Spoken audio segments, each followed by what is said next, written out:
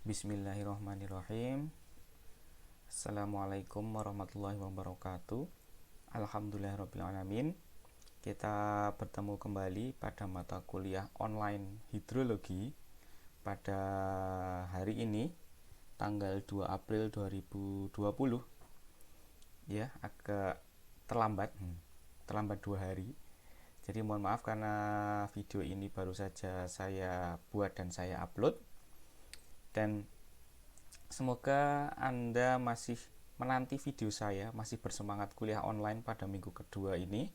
Kemudian Anda masih dalam keadaan sehat, tidak stres ya, jadi dibawa enjoy kuliah online pada kesempatan hari ini. Oke. Nah, untuk hidrologi pada pertemuan kali ini kita akan membahas tentang aliran permukaan. Oke, dari yang pertemuan yang lebih lalu lagi kita membahas tentang evaporasi. Kemudian baru minggu kemarin kita membahas tentang presipitasi. Kemudian hari ini kita akan membahas tentang aliran permukaan. Ya, sesuai dengan siklus hidrologi ya. Jadi dari evaporasi, presipitasi dan aliran permukaan. Oke, kemarin kita sudah membahas banyak tentang presipitasi. Dan presipitasi ini adalah sumber dari aliran permukaan. Jadi kalau tidak ada presipitasi, maka aliran permukaan tidak akan terjadi. Nah, sebelumnya saya akan membahas tentang diskusi yang kemarin ya, yang tentang tentang polygon-Thiessen. Ya, kemarin kan saya memberi diskusi kalau misalkan di C atau di stasiun C itu terjadi hujan, mencatat hujan dengan ketebalan 24 mm, sedangkan poligon C itu adalah 300 hektar, maka berapa volume air yang turun pada poligon C, gitu kan? Nah, untuk kesempatan hari ini kita akan mencoba membahas. Jadi dari diskusi yang sudah Anda buat, kebanyakan itu tidak pakai satuan dan hanya dikalikan ya. Jadi perlu Anda ketahui bahwa satuan itu penting. Maka jika menjawab angka-angka atau perhitungan seperti itu, maka satuan harus dicantumkan. Oke. Nah, kemarin ketebalan hujan di stasiun C itu tercatat adalah 24 mm. Nah, di sini karena satuannya beda, milimeter dan hektar. Jadi milimeter dan hektometer kubik itu adalah hektar ya.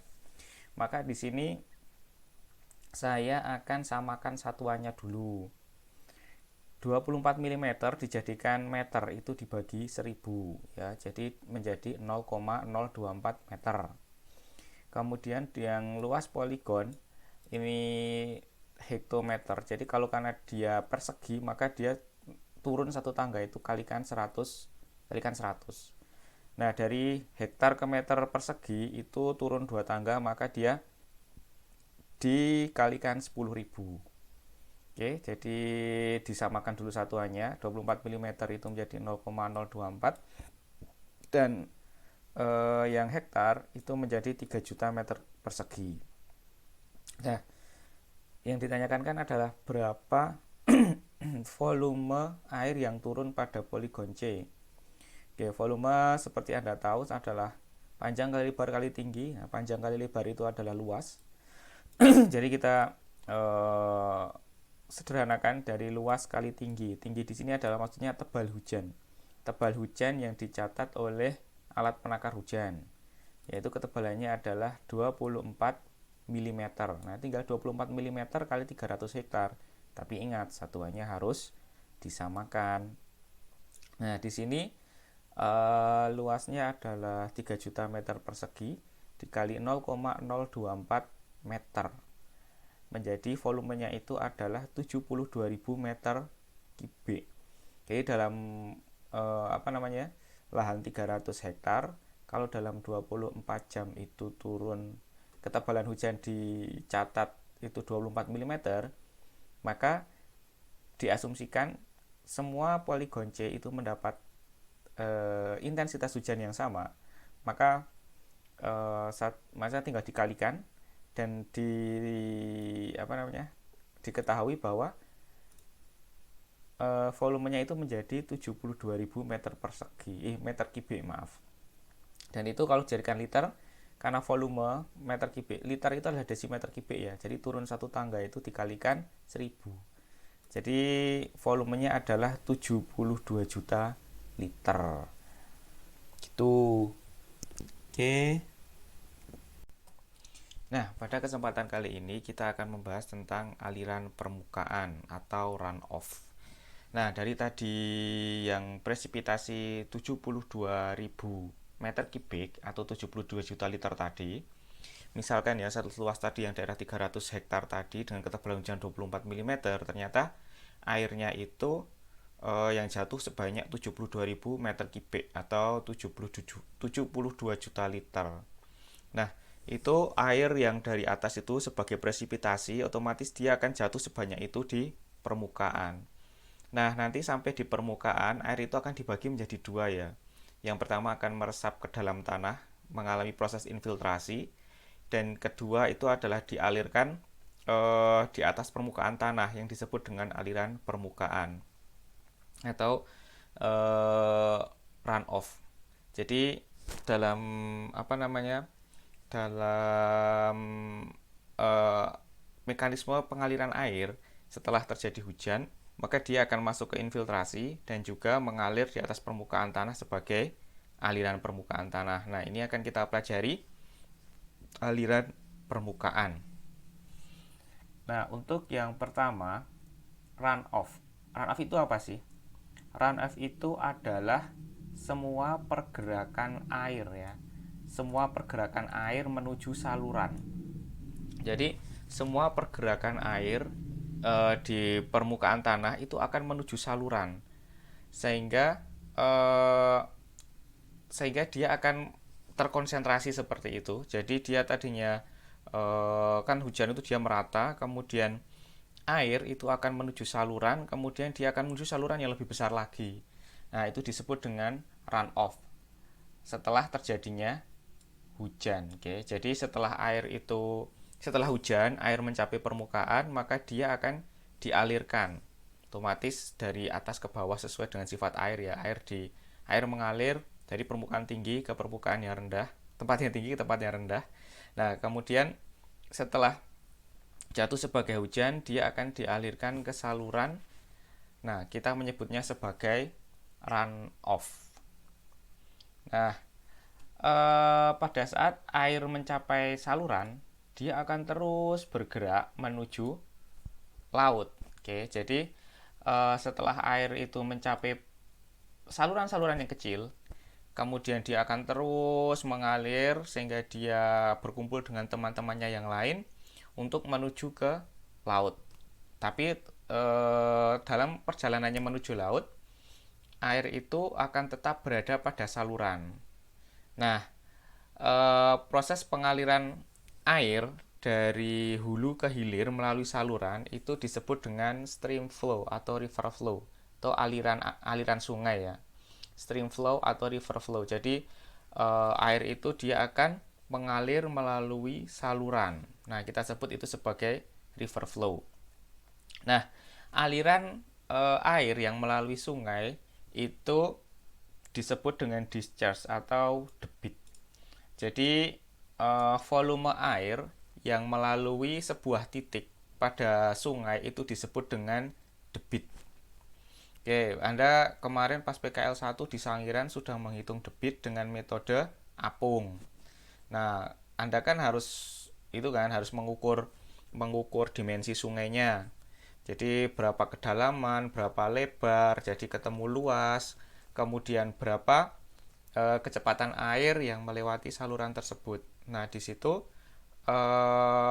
kecepatan air dan dimensi dari sungai itu mewakili volume air yang melewati titik. Jadi misalnya Anda buat penampang gitu kan.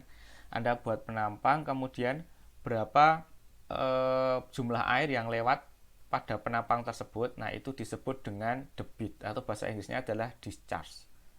Oke. Nah, discharge atau debit itu unit internasionalnya SI, satuan internasionalnya itu adalah meter kubik per second atau cumex, cubic meter per second. Oke, jadi meter kubik per second itu adalah satuan debit. Tapi bisa jadi liter per second boleh, liter per detik, meter kubik per detik boleh. Yang jelas adalah satuan volume dibagi satuan waktu. Nah, banyaknya air yang melewati sebuah penampang atau melewati sebuah penampang itu disebut dengan debit ya. Jadi bisa Anda perhatikan pas foto Anda di Sangiran, ini kemarin Anda melakukan pengukuran. Anda kan menghitung lebar sungai, kemudian kedalaman. Jadi Anda menghitung beberapa kali kedalaman kan, karena sungainya ini berbentuk trapesium atau jadi dia nggak benar-benar persegi. Jadi Anda melakukan pengukuran beberapa kali tiap beberapa senti gitu kan. Nah, di sini Anda menghitung kedalaman gitu kan. Nah, jadi di sini Anda menghitung kedalaman, Anda akan ketemu dimensi luas. Anda akan ketemu dimensi luas di sini. Jadi debit itu adalah berapa liter air yang melewati penampang ini, garis yang Anda ukur ini, selama 1 detik. Jadi dalam 1 detik itu berapa volume air yang lewat. Nah, untuk tahu, kita tidak hanya butuh luas penampang, tetapi juga butuh kecepatan aliran. Nah, di sini kan alirannya ke sana, kan? Nah, kemarin kan Anda menggunakan menggunakan botol, kemudian Anda ukur waktunya.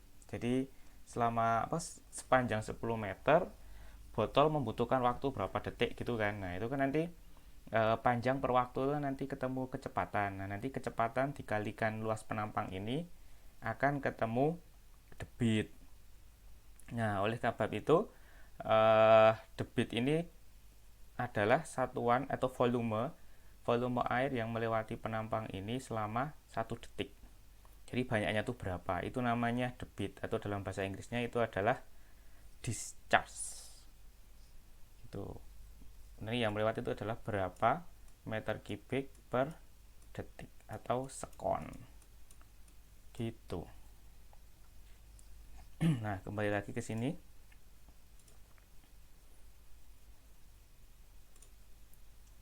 Nah, jadi kan. Nah, satuan unit tadi adalah meter kubik per second. Jadi discharge atau debit itu adalah volume air per satuan waktu atau detik ya. Jadi volume yang melewati penampang dalam 1 detik. Satuannya adalah meter kubik per detik atau meter kubik per second. Kalau dalam bahasa Inggrisnya disebut cumex ya.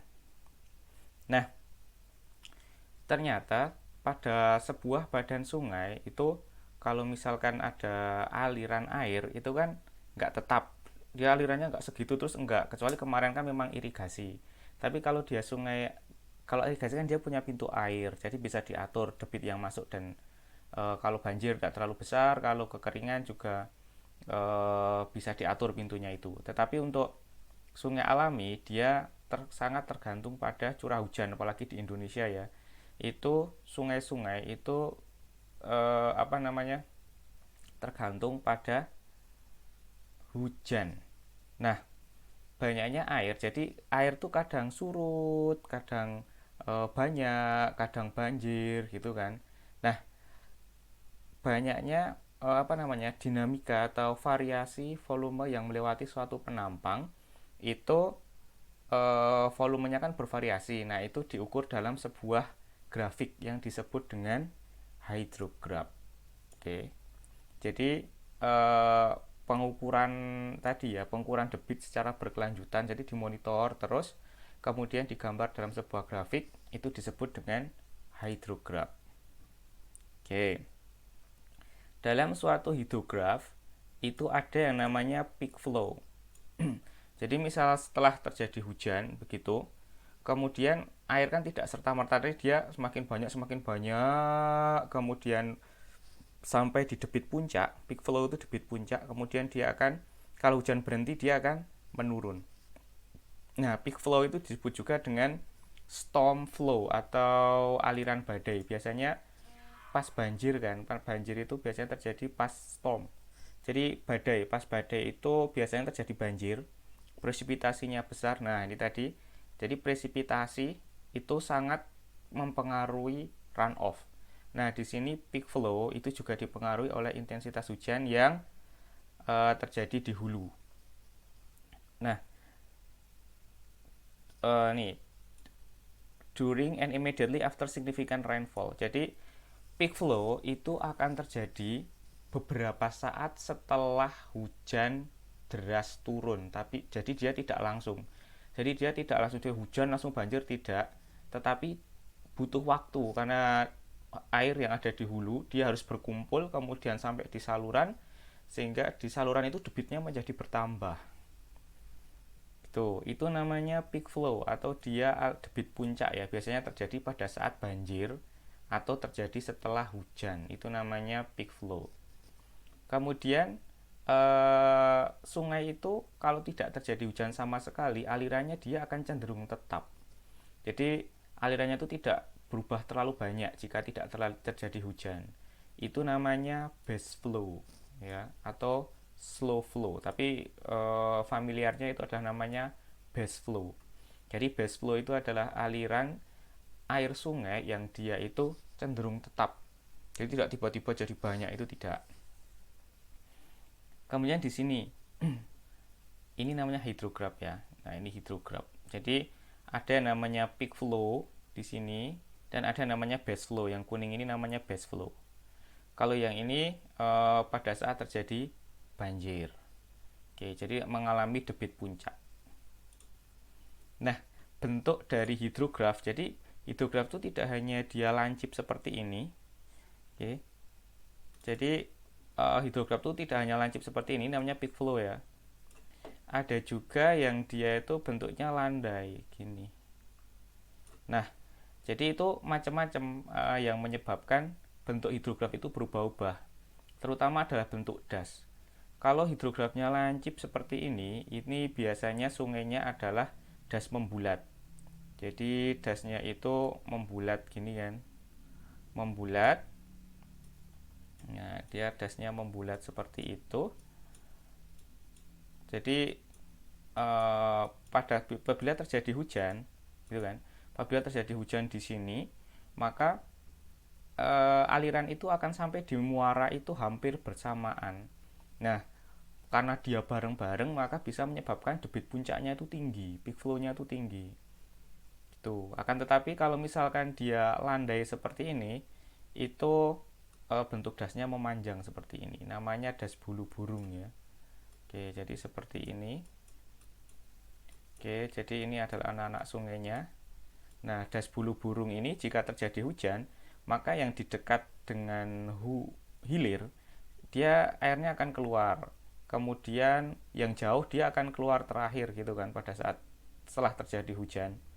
Makanya aliran sungai pada saat sampai di muara itu dia bergantian. Nah, makanya hydrograph itu dia landai. Begitu. Jadi hydrograph itu bentuknya bisa bermacam-macam, tidak harus bentuknya lancip seperti ini ya. Ada yang landai, ada yang lancip. Nah, bentuk dari hidrograph itu tergantung pada yang pertama adalah karakteristik hujannya. Di sini disebutkan karakteristik badai ya, yaitu adalah intensitas hujan. Intensitas hujan itu adalah kita menyebutnya sebagai hujan lebat. Jadi kalau hujannya gerimis itu berarti intensitasnya rendah. Kalau hujannya dia lebat itu berarti intensitasnya tinggi. Jadi semakin lebat itu intensitasnya semakin tinggi. Intensitas itu apa sih? Artinya banyaknya air hujan yang turun dalam satu waktu tertentu. Gitu. Jadi belum tentu intensitas tinggi itu lama. Biasanya intensitas tinggi dan intensitas rendah itu tidak tergantung. Jadi itu makanya di sini ada yang namanya durasi. Oke. Jadi sudah intensitasnya tinggi, durasinya lama. Nah, itu akan berbeda hidrografnya dengan intensitas tinggi tapi durasinya pendek. atau intensitas rendah durasi panjang, atau intensitas tinggi durasi pendek, itu pasti akan berbeda hidrografnya. Nah, jadi storm karakteristik atau karakteristik dari hujannya sendiri itu akan mempengaruhi dari bentuk hidrograf. Contohnya adalah intensitas hujan dan durasi hujan. Oke, kemudian yang kedua yang mempengaruhi hidrograf lagi adalah karakteristik fisik atau physical karakteristik. Ini adalah keadaan fisik bentang lahan ya, atau keadaan fisik lahannya. Nah, keadaan fisik lahan itu menjadi penting karena keadaan fisik lahan itu adalah menjadi catchment area atau daerah tangkapan hujan. Nah, daerah tangkapan hujan itu physical karakteristik dipengaruhi oleh catchment size ya. Apakah dia daerah tangkapan hujannya itu luas atau kecil, itu tergantung sungainya ya. Jadi kalau sungainya besar dan sungai kecil, nanti hidrografnya dia akan berbeda. Kemudian slope angles atau derajat kemiringan. Kemudian shape of catchment. Nah, shape of catchment yang tadi itu ya, apakah dia bentuknya memanjang atau membulat. Kemudian jenis tanah. Kamu kan Anda sudah belajar jenis tanah. Jenis tanah itu ada yang mudah menyerap air dan tidak mudah menyerap air. Kemudian tipe vegetasi ya, otomatis yang tanaman perkebunan, hutan lebat dan palawija otomatis nanti akan air limpasannya berbeda. Kemudian percentage cover atau berapa persen area yang tertutupi vegetasi. Otomatis daerah yang banyak bangunan dan vegetasi nanti hidrografnya akan bentuknya berbeda. Kemudian degrees of urbanization ya, derajat urbanisasi, jadi banyaknya pemukiman. Dan soil moisture atau kelembaban tanah. Jadi kalau misalkan tanah itu sudah lembab, infiltrasinya cenderung rendah. Nah, kalau infiltrasi itu rendah, otomatis runoff-nya dia akan tinggi. Gitu, karena aliran permukaan itu kan tergantung infiltrasi tadi. Presipitasi setelah air itu turun ketika hujan, maka akan mengalami proses infiltrasi dan runoff, dan itu berkebalikan ya. Kalau infiltrasinya tinggi, maka runoff-nya akan rendah, dan apabila runoff infiltrasinya rendah, maka runoff dia akan tinggi. Begitu. Nah, yang mempengaruhi hidrograf tadi itu bermacam-macam. Jadi ada yang karakteristik hujannya, intensitas dan durasi. Yang kedua adalah physical karakteristik. Physical karakteristik itu ada bentuk tangkapan hujannya, kemiringan lerengnya, kemudian bentuk dasnya, bentuk catchmentnya, bentuk tangkapan hujannya, tipe jenis tanah, jenis vegetasi, tutupan vegetasi, kemudian urbanisasi atau ya manusia lah ya, antropogen bentang lahan yang dipengaruhi oleh antropogenik, dan kelembaban tanah. Oke. Selanjutnya kita di sini kita akan bahas tentang hidrograf. Oke. Hidrograf itu adalah grafik yang menggambarkan sumbu Y itu adalah Cumex. Cumex itu adalah debit ya. Cubic meter per second atau meter kubik per detik. Bisa dilihat di sini. Dan sumbu X itu adalah waktu. Nah, bisa dilihat di sini. Oke, jadi di sini dia adalah debit. Debit ya. Biasanya lambangnya Ki. Kemudian yang datar ini adalah waktu. Waktu itu biasanya lambangnya adalah T. Nah, di sini bisa Anda perhatikan, ini adalah debit puncak sungai. Kemudian ini adalah peak of precipitation, adalah bukan debit, puncak puncak presipitasi atau curah hujan puncak ya. Jadi intensitasnya paling tinggi itu terjadi pada ini misalkan. Nah, ternyata antara hujan puncak dan debit puncak itu terjadi perbedaan waktu yang disebut dengan lag time, ngelag gitu ya. Ngelag, jadi dia kalau hujan deras dia nggak langsung banjir, tetapi butuh waktu. Nah, ini namanya lag time. Seperti kita tahu, curah hujan itu adalah satuannya milimeter ya. Seperti kemarin, misalkan hujan tadi 24 mm, kemudian Bapak kemarin itu 72.000 meter kubik. Nah, itu tidak akan langsung menjadi hydrograph seperti ini, tetapi dia akan berangsur-angsur dialirkan. Nah, di sini ada yang namanya debit puncak ya, di sini debit puncak atau peak flow. Nah, di sini setelah terjadi peak flow maka akan terjadi falling atau recession. Dia akan mengalami penurunan. Jadi setelah terjadi hujan di hulu gitu, kemudian air serta merta dia akan sedikit demi sedikit naik. Oke, naik sampai dia di peak flow. Kalau sudah sampai debit puncak maka berangsur-angsur dia akan turun. Begitu. Jadi ini adalah menggambarkan bagaimana debit. Jadi alirannya itu tadinya kecil, setelah terjadi hujan, kemudian lama-lama dia naik, kemudian terjadi debit puncak. Jadi dia tidak langsung banjir. Nah, untuk lebih jelasnya saya ada video di sini di YouTube dari ini Steve Gogg ini ya. Ini bagus. Jadi saya ambil dari YouTube. Silahkan Anda perhatikan. Ini adalah sebuah animasi bagaimana hydrograph itu merepresentasikan debit air yang lewat. Oke. Ini sungainya kecil, tapi animasinya bagus. Silahkan Anda perhatikan.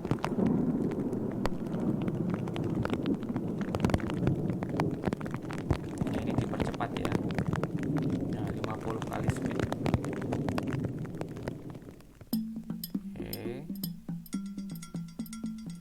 Airnya dia kosong tadinya, terus ini terjadi hujan nih.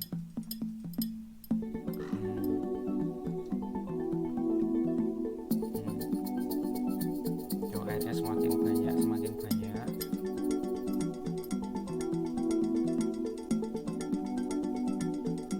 Nah, ini hydrographnya. Perhatikan hydrographnya di sini. Nah, ini airnya makin banyak. Di sini debitnya mulai naik. Nah, ini hujannya semakin deras. Oke, hujannya semakin deras.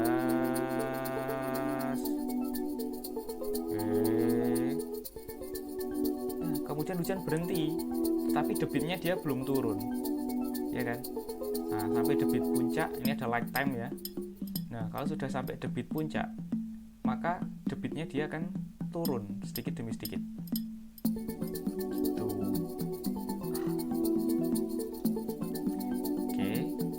Hydrograph di sini menggambarkan banyaknya air yang ada di saluran.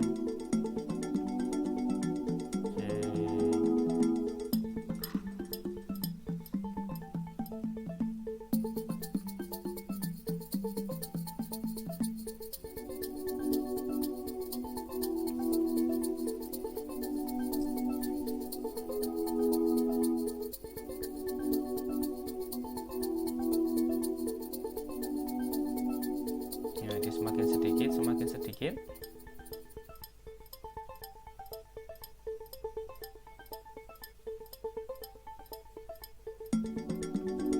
Oke, dia melanjutkan. Tadi dia kering kan tadi.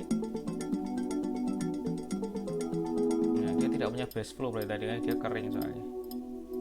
Nah, gitu. Ini contoh animasi dari hydrograph. Oke, jelas kan? Nah, hydrograph itu bermacam-macam waktu ini, misalkan dalam satu kali waktu ya, misalkan dalam 24 jam atau 12 jam seperti itu, atau 48 jam. Nah, hydrograph itu dia secara continuous dilihat, misalkan kalau yang ini selama 10 hari ya. Jadi bisa dilihat ternyata, nah ini adalah, bisa Anda perhatikan, di sini alirannya itu kalau tidak terjadi hujan segini ya, ini adalah base flow, ini base flow. Nah, ketika terjadi di sini, ini adalah peak flow. Ya, ini juga peak flow. Nah, peak flow ini tergantung pada hujan tadi. Jadi ini hujannya bisa dilihat dia tidak serta-merta, mungkin 2 kali hujan, kemudian dia reda lagi, kemudian hujan deras lagi, kemudian lama 3 hari tidak hujan, kemudian hujan lagi. Nah, ini akan mempengaruhi dari bentuk hydrograph itu sendiri. Oke.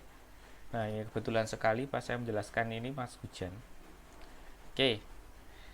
Kemudian eh di sini. Nah, jelas ya yang tentang apa namanya? Tentang hydrograph. Ya, dia merepresentasikan debit yang melewati sebuah saluran. Nah, runoff mechanism atau dalam mekanisme runoff itu dibagi menjadi 3. Ada overland flow. Overland flow itu dia yang apa namanya ada di atas permukaan tanah. Oke. Surface, dia ada di permukaan tanah. Itu namanya overland flow. Kemudian kalau Anda masih ingat saya pernah menjelaskan dari atas, kalau Anda membuat sumur itu kan Anda menggali itu nggak langsung keluar air kan. Pasti Anda butuh beberapa meter untuk mendapatkan air tanah agar sumur itu menjadi keluar airnya. Nah, pada saat Anda menggali kemudian sumur itu muncul air, maka di situ disebut dengan zona jenuh air. Nah, antara permukaan tanah sampai permukaan air sumur itu namanya zona tidak jenuh air atau unsaturated zone. Nah, dalam zona tidak jenuh air tersebut, air juga mengalir apabila setelah terjadi presipitasi. Gitu. Nah, air yang mengalir pada zona tidak jenuh itu disebut dengan true flow, ya, true flow atau disebut dengan lateral flow. Dia berada pada unsaturated zone. Oke. Kemudian yang ketiga adalah groundwater. Groundwater itu adalah air yang mengalir pada zona jenuh air. Zona jenuh air itu tadi misalkan kita menggali sumur, kemudian keluar air. Nah, kalau sudah sampai keluar air berarti menggali kita itu sudah sampai zona jenuh air. Itu namanya saturated zone atau zona jenuh air. Oke. Ketiga aliran ini dia mempengaruhi pada debit sungai. Jadi debit sungai itu dipengaruhi oleh 3 aliran ini, yaitu overland atau aliran di permukaan, kemudian true flow pada daerah subsurface, kemudian groundwater itu pada saturated zone. Nah, kemudian gambarnya seperti ini. Nah, bisa Anda lihat. Nah, ketika terjadi presipitasi atau hujan, ini hujan ya, P precipitation, akan ada 3, yaitu yang mengaliri permukaan, ya kan? Itu namanya overland flow. Kemudian melewati di bawah permukaan, tetapi dia bukan zona jenuh air. Itu namanya true flow. Kalau dia mengalir tetapi dia pada zona jenuh air, itu disebut dengan groundwater flow. Dan semua ini dia akan menuju stream atau river. Nah, yang mempengaruhi debit atau discharge tadi ya, mempengaruhi debit yang ada di sungai itu tergantung pada 3 jenis tadi. Overland, true flow, dan groundwater flow.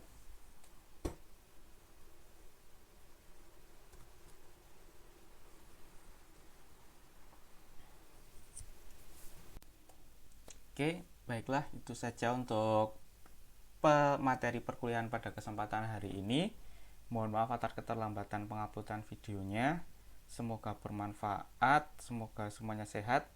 Sampai ketemu lagi. Billahi taufik wal hidayah. Wassalamualaikum warahmatullahi wabarakatuh.